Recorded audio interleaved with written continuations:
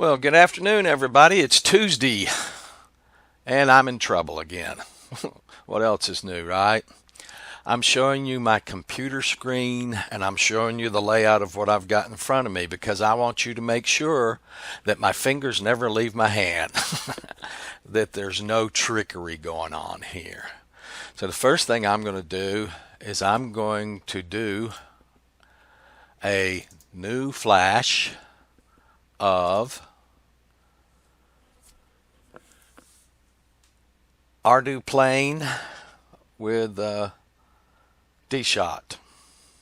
Doesn't take but a second with the Cube Programmer. I highly recommend the Cube Programmer for the Maytech flight controllers.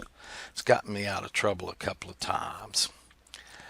And there's all the time it takes to flash it. So we'll come in here real quick, go into Mission Planner. But while that's doing that, I'm going to power down and power back up to give the flight controller a full cold boot, and then we'll connect to it. I am using CRSF, so we'll go over here and look at board alternate config. That's a 0. That won't work. It has to be a 1.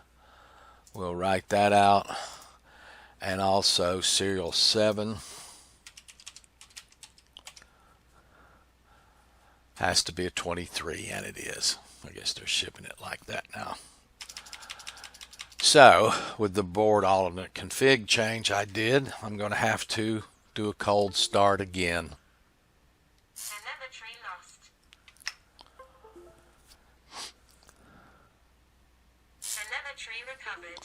And we're going to reconnect. And my problem is I went to finish up everything so I could just quickly add the tilt servo when it comes. And I was trying to calibrate my radio. And you notice here, if I move sticks and stuff, calibration and everything works, right? Flip a couple of switches. There you go. All works, huh?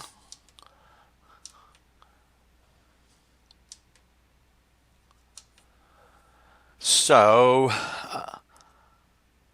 let's look at what happens when I take this and override it. New parameters. This is Mr. Piper's parameters.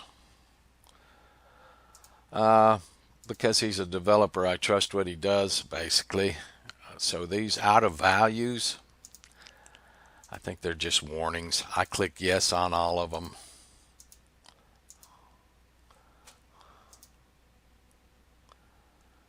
And then we have to write those out.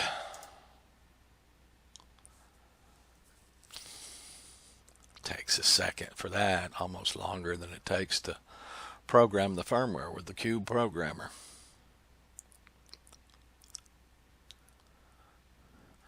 Saved. And after his parameters are in there, I'm going to do another cold start. Telemetry lost. Telemetry recovered. And reconnect.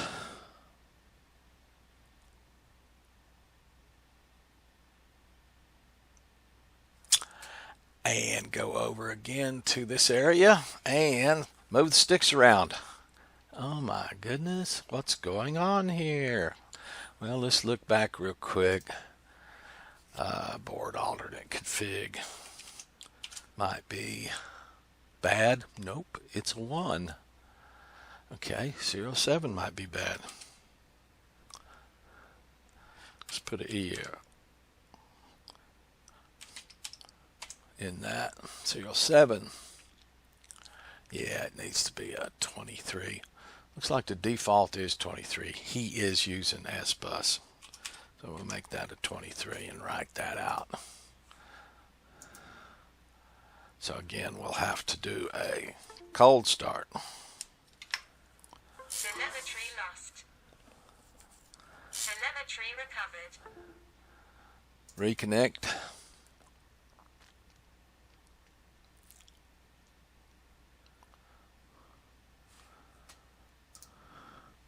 And we still have nothing out of the radio.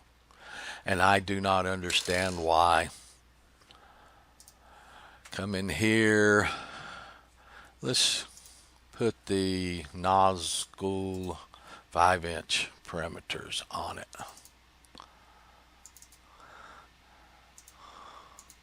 It's also an H743. It's a mini instead of a wing, but the perimeters shouldn't make that much difference. The OSD might. See, and I have so many different changes. Look at that. Okay, we'll write those out. That'll probably take a year. Sorry about the length of this, but I want you to see that my fingers never leave my hands.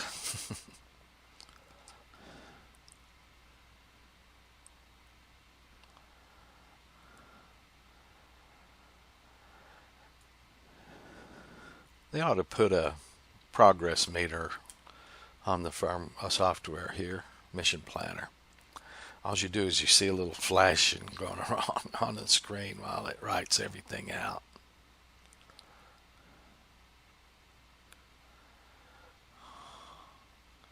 There we go. And now we'll do that hard boot again.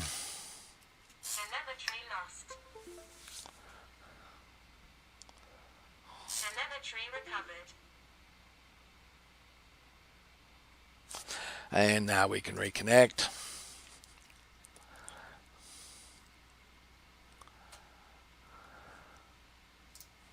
And in the radio calibration screen, we have activity now.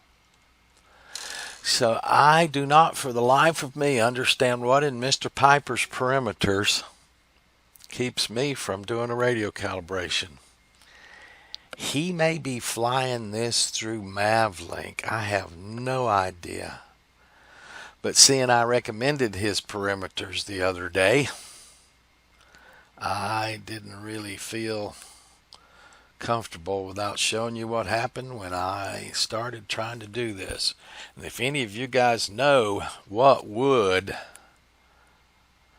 cause a radio calibration not to take place, please let me know. In the meantime, I'm going to be digging through this deeper. I may not be able to use Mr. Piper's perimeters or Painless 360s, either one. Isn't that crazy?